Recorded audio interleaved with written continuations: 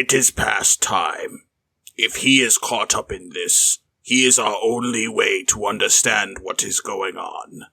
Besides, even Pa'alm has managed to find a place for her in this new world. Bring him home, Abdal. I'm counting on you.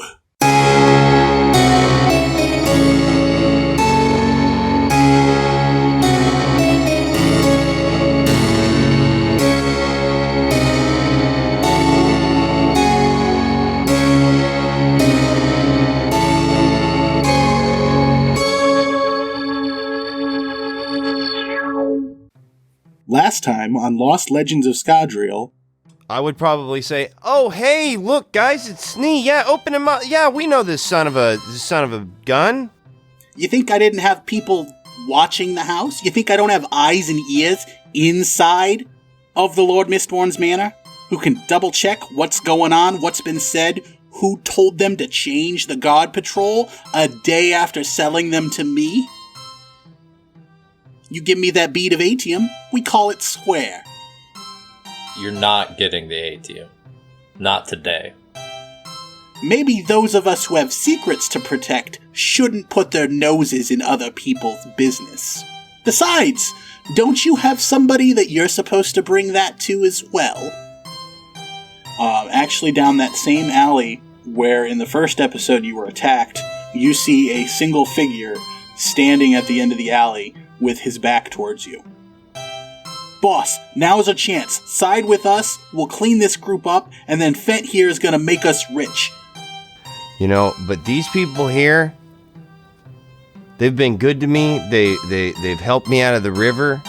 They have fed me food. They've got me victuals from ship captains. You know, I can't turn my back on them immediately, all right?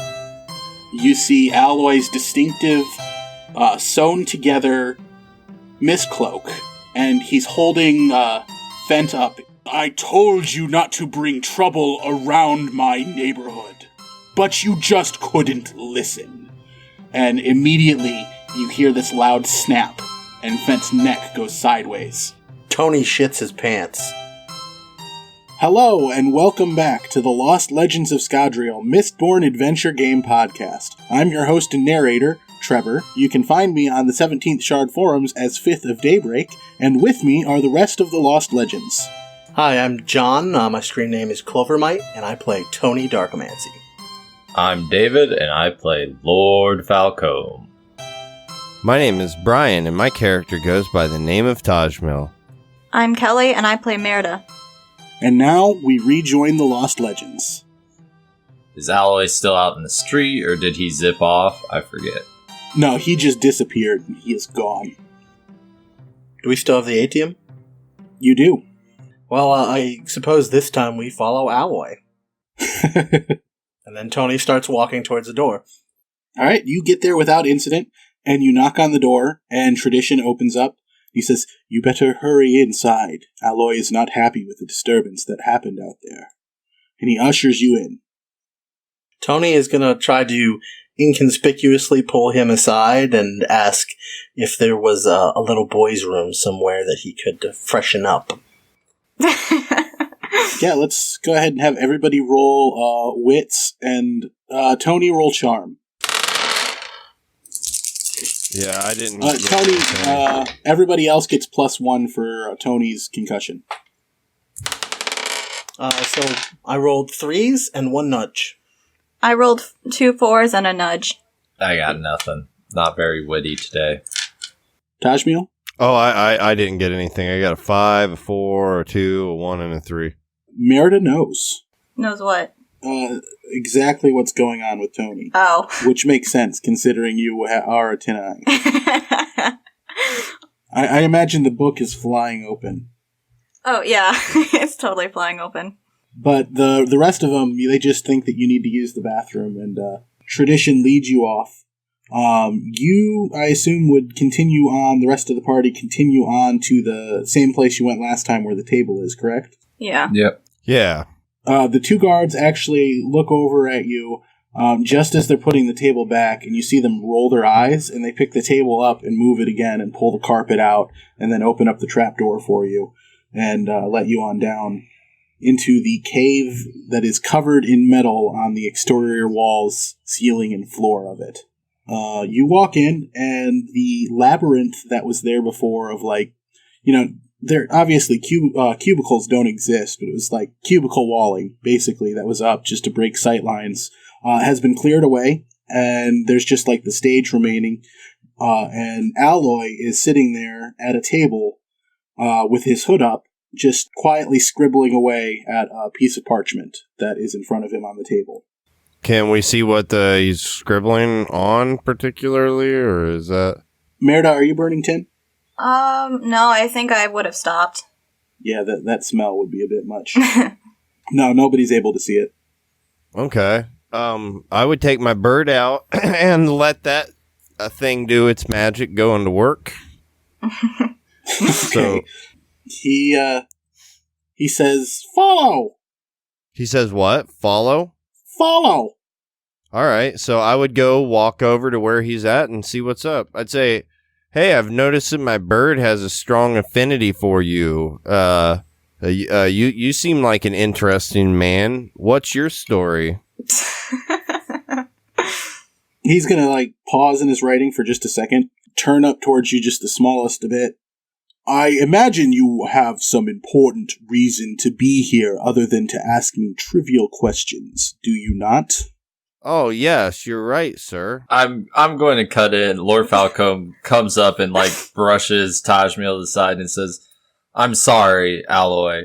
We have accomplished the mission you set to us, and we have acquired a bead of atium." And then I would gesture at Merda. Merida's gonna walk forward and hold it up. It appears so. The heroes of the city were able to maintain their hold on the atium, at least until you got under the protection of my neighborhood. Fent was foolish to set his trap as close as he did to me. He knows that my anger is well enforced. But congratulations! I see that the atium is here and safe. At this point, Tony will say that you finished up, and you come over and see the table and the guards are just setting the table down again against the wall. Then they look over, they see you, and like one of them actually like kind of stomps his feet, and then picks the table up, moves it, opens it up, and lets you down into the chamber. Tony thanks him and claps him on the back and like gives him a tip. He thanks you. Gives you a big toothy smile. Ew. So I should deduct a resource for that, right? No, not for a tip. Tony goes down and very inconspicuously sits quietly in his seat for once and kind of suspiciously eyes around and hopes that no one notices any lingering scent. Merda gives him a smirk and then turns back to Alloy. Actually, give me a wits roll for that, Tony. 4s. You know that Merida knows. Tony just frowns. And then pulls out Fluffles, who is, spilling out from underneath his hat, and just pets him. Alloy's gonna see Tony as he walks up and sits down in the last chair. Look over all of you. He's gonna notice Tony's black eye, or Lord Falcom's black eye. Tony just kind of looking just terrible. Let's be honest. It's true. And then Tajmil kind of limping with blood soaking out from around his knee where he was had taken an arrow. I see that your fight was well won. Not all choose to steal from thieves, but it shows a certain quality that I think I would like to have working for me. So you have finished the task. You have performed admirably, both against foes hidden and discovered. Well done. I will contact you when the time is appropriate to let you know what true task I have set for you. Until then, lay low and recover your strength.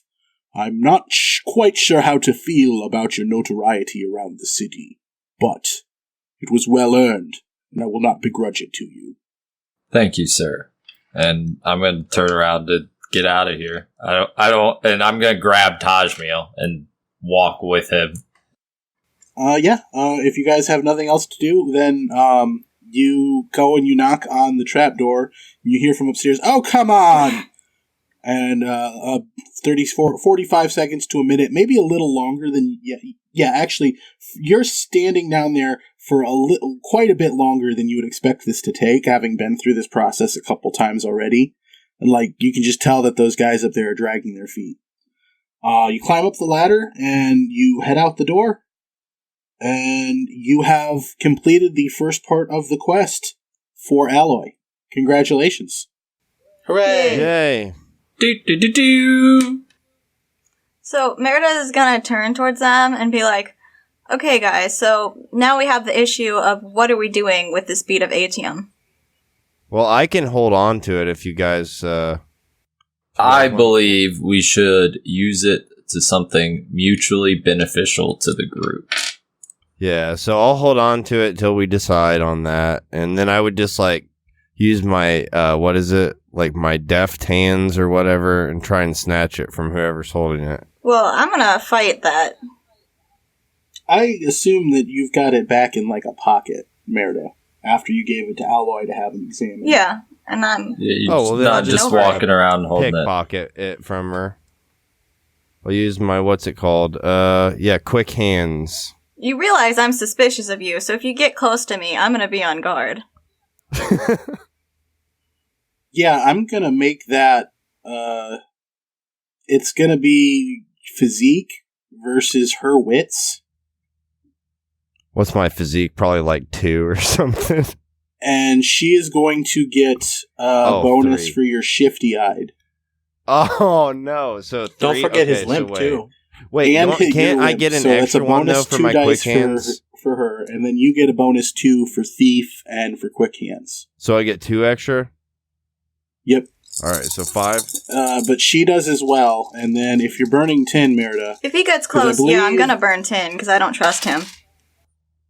Okay, it doesn't So, matter. I mean, unless you got really bad. So how many die do I have?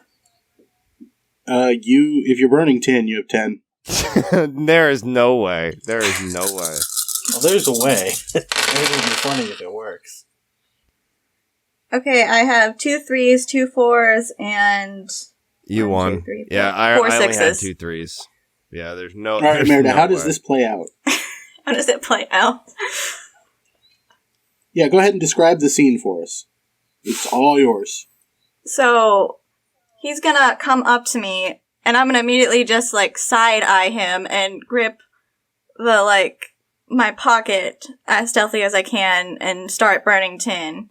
And when he gets close to me and, tries to lift out his arm, I'm just gonna, slink out of the way and go and stand next to Tony and put the side where my pocket is right next to Tony.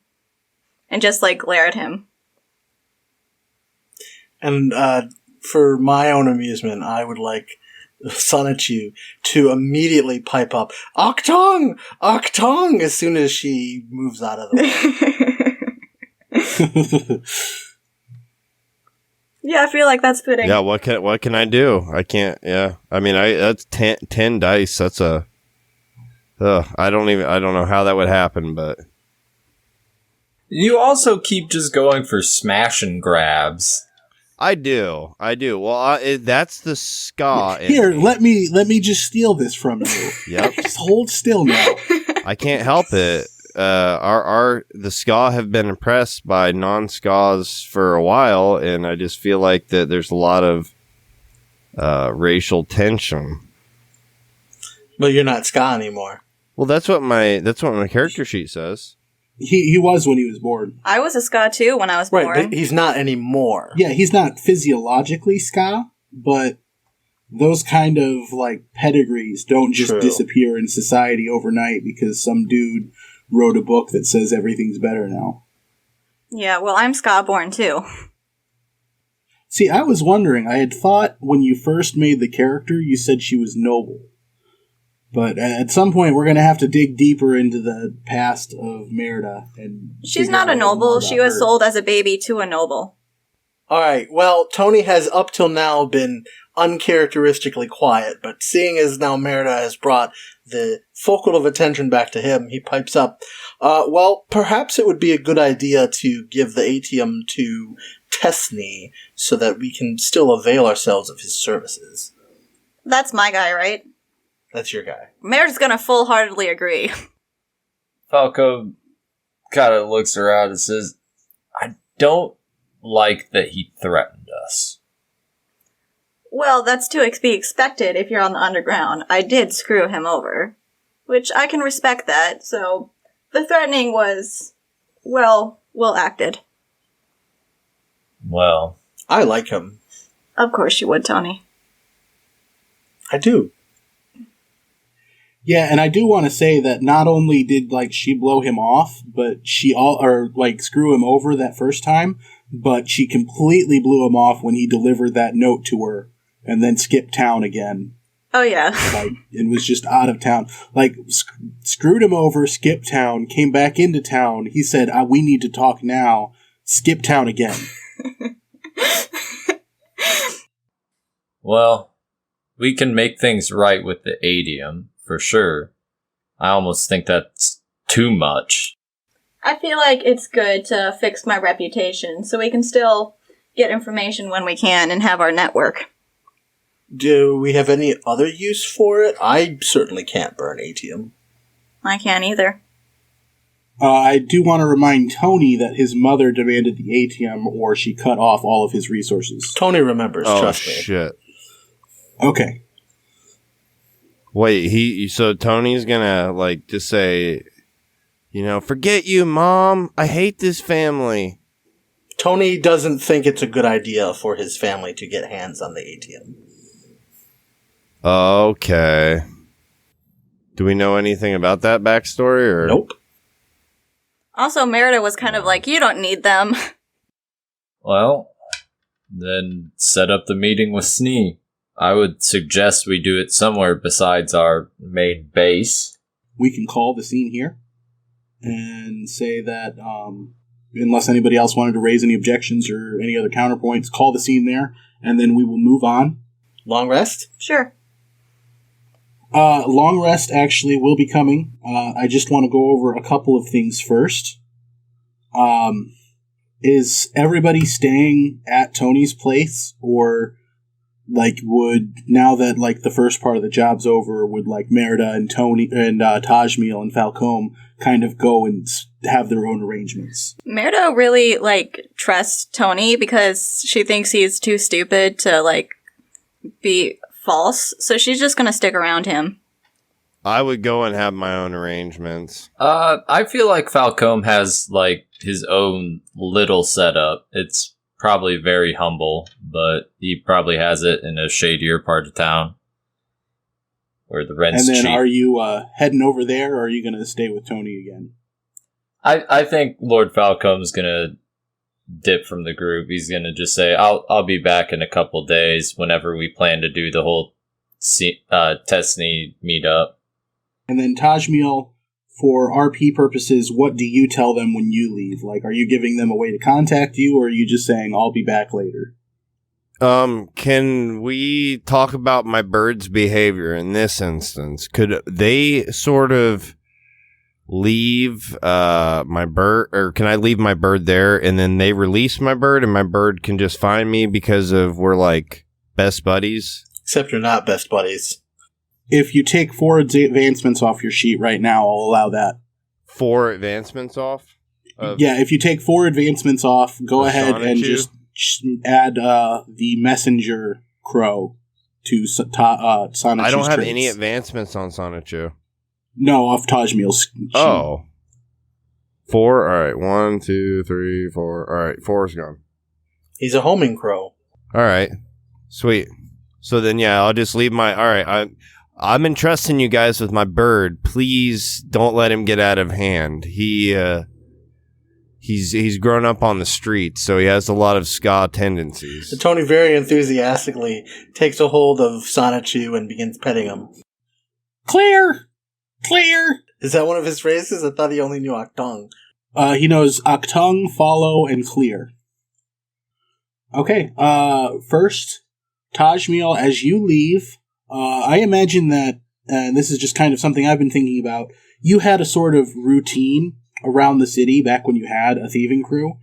Like places you'd go, and like maybe you had a little bit of an extortion racket that some of your gang members ran, or like there was like a fence that would hold money for you. Just things like that spread across the city. And so it's been, several days, maybe more than a week's time since you've actually been able to go about this. And as you go around the city and hit up all of your usual spots, the safe spots where you would, I forget what they call the drop spots, but like, you're just checking every single little crevice and cranny where you know that you used to keep loot from your gang and where people would drop off payments for things that were done. And every single one of them is just gone, empty. I figure. And so, metagaming-wise, we are going to take down your resources to a permanent spent of 3. Okay. And that's to represent the loss of your thieving crew in the narrative. Where's resources? So permanent spent of 3? Yep. So now anytime you make a resources roll, I already put it in there for you, but anytime you make a resources roll, you only have 2 resources to roll with. Okay. And you settle down for the night. Is there anything in particular that you'd want to do other than like check your normal stuff? Yeah, I would like to look around for a nice house to break into and recuperate my losses. Go ahead and roll me wits first to see if you can stake one out in a quick enough time. +1 for thief? Yep. Okay.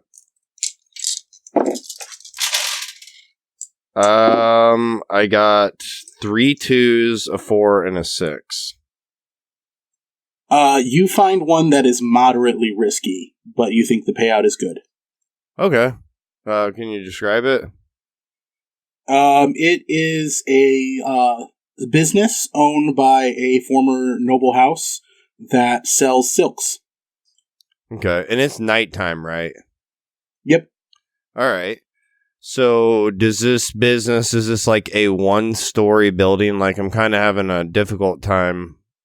Yeah, it's like a 1-store building, but you were able to get a good look at the lock, and you think you can pick it quickly. But it's in a nicer part of town. It's the best you could do under short circumstances, and you know that it is the risk is quite real that you will be caught. Okay, how about this? How can I jump up on top of the building and see if I can see any immediate threat? Basically, you're going to have to say yes or no right now, and then we'll do one roll to see what happens and if you have any consequences for failing. Oh no, this could end up being very interesting. Yes, I have to say yes. All right, go ahead and give me a physique +2 roll. +2, so 5. Yep. I got 2 2s, a 5, and 2 6s. Oh, you beat out by a nudge. I had 2 2s and a nudge. Oh. So, yeah, go ahead and change that to 2. To 2? So you permanently have 2 spent. Oh, for my resources? Sweet. And then we'll go ahead and I'm actually going to pull David into another channel for a moment. Dun dun dun dun. Uh-oh. I feel like that. Oh, no. Oh, yeah, boy. now you know how it feels. Entering private chat. Hello, Trevor. How's it going? Oh, it's going very well. Lord Falcom hears a voice in his head, and it says, Falcom, you knew that was not a good idea. But it was my idea. And Falcom's just thinking this. And you'll kind of just feel this strange dissatisfaction for just a moment, and your spirit is going to be permanently spent of 2. Okay. Cool. Meanwhile... And this is kind of getting a little racy, though, don't you think? No. Racy. Racy? Yeah, oh yeah. I mean, the way that, like, I'm so damaged and everything, and my crew, like, took all our dead drops. It's like, my spirit's just I don't broken. see how that's erotic in any way. Yeah. I guess I'm not using that word right. No, you're not. I'm just thinking, like, you know, like, oh man, like, this is kind of... It's dodgy. Entering public chat. What's I that? mean, I suppose there are people who might have a fetish for misfortune, but... Yeah. Wow, that went south quickly. Yes, it did. You have no idea. He's like, man, it's getting racy. And we're like, Yeah, dude, it's you don't... not how you what use are you that talking word, about? though. Evidently. Yeah, I think you meant dodgy. Tony and Merda, is there anything that you guys wanted to RP before we do the long breather? Is Tony actually, like, at the house? Because I thought he got kicked out. He did not get kicked out of his townhouse, and I will have something to explain that if you go straight there. Yeah, I follow Tony where he boy. wants Yeah, to go. that's where I was going. Our Tony is just going to go straight home, happily petting the bird, and not thinking about things that would stress him out. Merida's not getting close to the bird. Okay, you show up at the apartment, and you notice that, like, the curtains that you had before you still have curtains, but they're, like, noticeably shabbier. And you open the door, and it's like somebody went over all of your things with a fine-tooth comb and replaced it with a less splendid version of itself. So it's still, like, not bad furniture, but, like, there's a noticeable difference in the quality that you had before and what you have now. Just everything in the house. And all of the servants are gone, except for one very old, white-haired man who Tony would recognize as one of the family butlers who would tend to the children when he was younger. And his name is Wittens. His name is Wittens, and he greets you, "Hello, Master Tony." Tony looks around, and his mouth drops open, and he just kind of looks upset and kind of lets his hands fall, forgetting about the bird. I don't know if the bird flies away. And, Octong! okay, at that point, he like, wake up and say, hello, Master, Mr. Wittens. What happened? And then he starts petting the bird again and not dropping him. Well, Master Tony, I was informed by Mistress Eleanor that there was to be a change in your mode of living, and so you might have noticed some of the furniture has been rearranged, and she has called back some of the family servants to the estate. For now, I will be the one responsible for handling all of your coin, and for all of the assistance you might need around the townhouse. And, Tony just says, well, I'm glad to have at least you, Master Wittens. And he sits down at the closest thing he can sit down and continues to absentmindedly pet the bird and stare forward. So are you his new parent holding his money and stuff?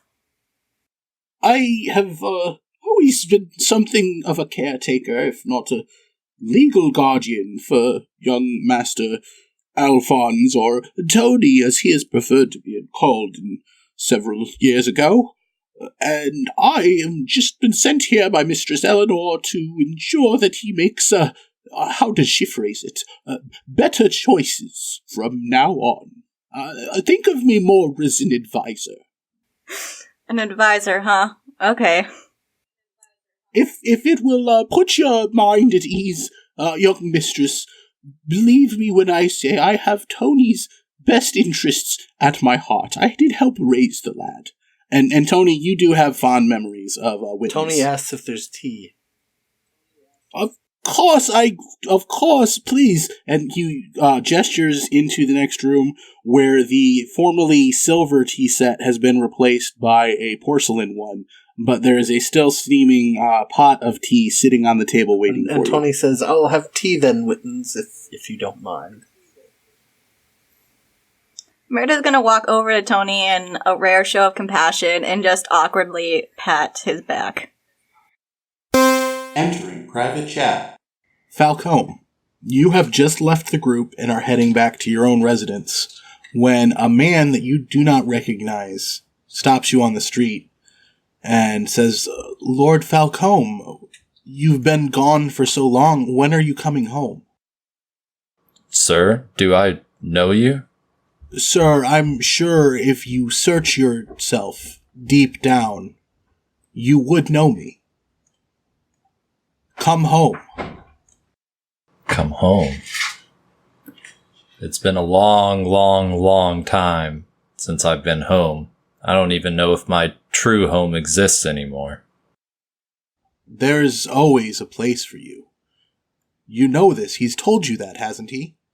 But with everything that happened, I can't place my trust fully in anyone like him anymore. Well, and he pulls out like a little card and he hands it to you. It has the name Tarnin on it. And like we'll say that they have like street addresses that they're starting to get that, not street addresses, but at least like street names. And it has like the name of where his house is located. He says, you know now how and where to find me, at least for the moment. If I have to leave, I will get a hold of you again. And if you ever need to speak, just find me. Thank you for your concern. It's been a while since I've talked with someone that knew me from my past life, so maybe we can just get together sometime and reminisce. And he's going to smile and clap you on the shoulder. And then I imagine shake your hand as well, just to make it look a little more proprietary before he goes along on his way. All right, and then I would go back to my ramshackle home. Entering public chat. So I want to metagame both with the players and the audience for just a moment. Just because of the way that the narrative has been set up and the way that it's kind of in nonstop action, we haven't really gotten a chance to do a long breather yet, which is when most of the advancements would happen. And I've given them a couple of moments to like level up as they grow and learn. And when the further I've gotten into the story, the more I've realized our campaign as it isn't as well suited for long breathers taking as long as they can, or for sometimes even the idea of only one advancement at a time not working. So in the spirit of never letting the rules get in the way of the story or the fun of the game, we are going to have a long breather that lasts a single night. And just because it's going to be maybe a little bit longer before the next narrative long breather could take place, I'm going to let them spend get two advancements spent in order to help make up for the fact that, you know, we've gone 12 sessions and we've had 0 real long breathers. All right. Well, I already discussed with you one of the ones I wanted to do, and that the medium range stunt is, I realized after we had already done the battle that according to the rules, you're only allowed 10 paces to use emotional allomancy. 100 paces is if you have the medium range stunt. So that's definitely the first thing I want to pick up. Okay. I gotta look up how much that costs. And the other thing that I want to do is raise my allomancy rating. Gaining a new stunt is 4, and then increasing one attribute is 5. Or, I'm sorry, your allomancy is 6. Where's stunt stuff? Stunts, I would have to open the rulebook for you again. But you can change your, augment the one that you already have. Oh, okay, yeah, because I had the... so that way it's not just hearing. You did get the blind sight. You can get, like, the slow burn, or you can get, like, the piercing visions. Can I get, sense, memory, sight as well to hearing? Yep, definitely. Is that 4, Trevor? Gaining a new stunt is 4, yes. Shit, sorry guys. Did I miss anything? We leveled up. Oh, wait, what do I do?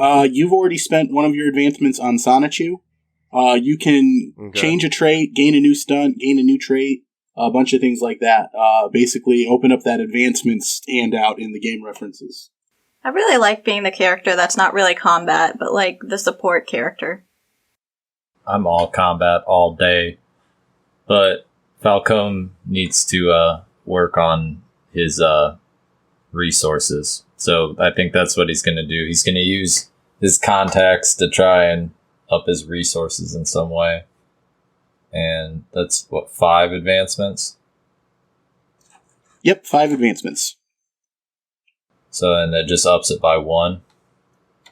Yep. So now I have a total of 5 resources. Am I richer than Tony now? Oh yeah, pretty much everybody's richer than Tony other than Tajmil. I love how you're like, I'm going to take everybody's stuff away.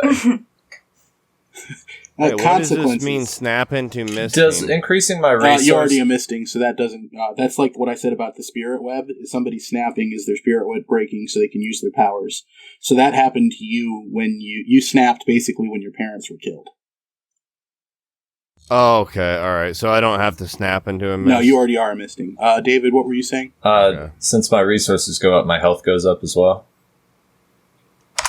Damn, I'm a beefcake. What's everybody else's health? 5. 12. Tony would be the next closest, yeah. And then Tajmil's is 8 at max. Damn, Tony, how are you 12? Wait, it doesn't mine go back? Merda, your Does my attribute, your resilience for health should actually be 7 by the looks of your character sheet. Yeah, I was going to say 5 is Okay. tiny. I just have 13 now, so me and Tony were tied. So Trevor said he was counting the resources as spent, but for the sake of resilience, it would stay the same. I started with 8 resources. That's correct. What are you guys gonna do? I got rich. You already cashed out? Oh, well, I already cashed out 5. I think I'm going to take a stunt as well. So I'm still deciding. Like, I'm thinking about doing getting 2 new traits or something. Whatever it's called, where you get that to add to wit and charm and stuff. When do I get to use my wit? Or not my wits, my spirit? when you need a boat. Like, could you give me like an instance? Well, like, you used it the one time to reroll dice since you have the super special amount of spirit. Sometimes if you want, like, something lucky to happen, like when David needed the boat, Falcom summoned it out of nowhere with his spirit. If you need, like, Wait, no, that was Tajmil. or divine intervention. No, that was definitely you. I totally forget that. What's the stunts? They're the cool things about your power. Don't you already have a stunt? Doesn't he have, like, the multi-shot or whatever it is? Yeah, he can target multiple things. Can I add another stunt to that? Yeah, you can add another stunt, and then one other thing is if you increase your allomantic power, that increases the number of targets you can go by 1. Where's the allomantic power at? It's right next to your steel pushing, and it'll go from 5 to 6. It'll also increase your die pool for when you're using steel pushing. Wait, how do I increase that? Like, how many advancements? 6. Can I do that and gain a new stunt then, maybe? I'm thinking. No, because you turned Sonichu into a messenger crow for one of your advancements. Well, no, but I got rid of the 4 advancements off my chart already. Yeah, but I'm only letting you guys spend 2. Normally, you can only get one of them.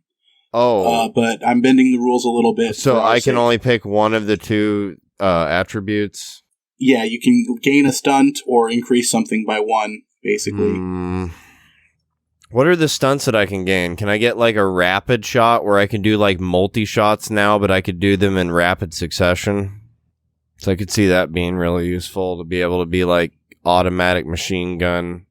You can increase the velocity, which will increase the damage you do by 1. You can increase your range up to 300 paces. What's my range at now? Do you know? I think it's at 100 paces. I'd have to check. You could do the reaction of steel deflection, where if they throw something at you like an arrow or something, you get to do it just as a reaction instead of doing it for your action.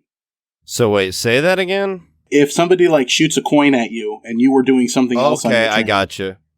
Yeah, I could be like Magneto basically for bullets. Oh